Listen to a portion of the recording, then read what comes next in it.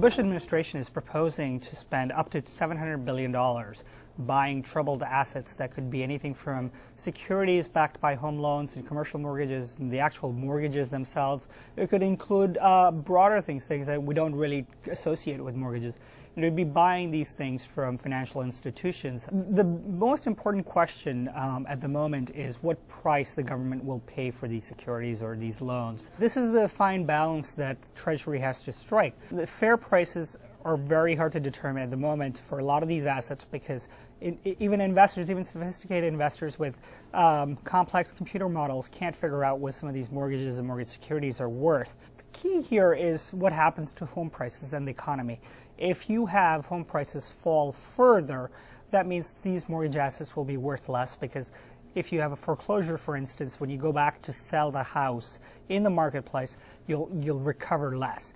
And if the economy worsens, people lose their jobs, people see their wages cut or their hours cut, that will mean that more people will become delinquent and go through the foreclosure process. There's a very fluid dynamic.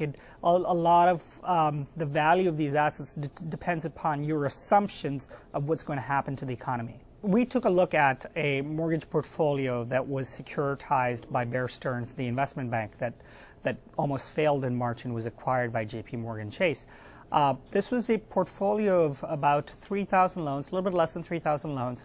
It was made to borrowers with good credit histories. It had about 800 of the loans had already been prepaid or gone through the foreclosure process, so we had about 2,100 loans or so that were left. On the surface, this pool looks pretty good, but when you look sort of below the surface, there were things that you should be worried about. Nearly 10% of the loans were either in foreclosure or the bank had already taken possession of the property. Altogether, 23% were delinquent by 60 days or more or had been in foreclosure. So that sort of suggests, wait a minute, the losses are actually going to be a lot higher going forward. Oh, and by the way, that portfolio has about 36 different bonds that are issued against it. So if you're the government, which bond are you going to buy? What price are you going to pay for bond A versus bond B versus bond C? That sort of just highlights the difficulty in valuing these assets.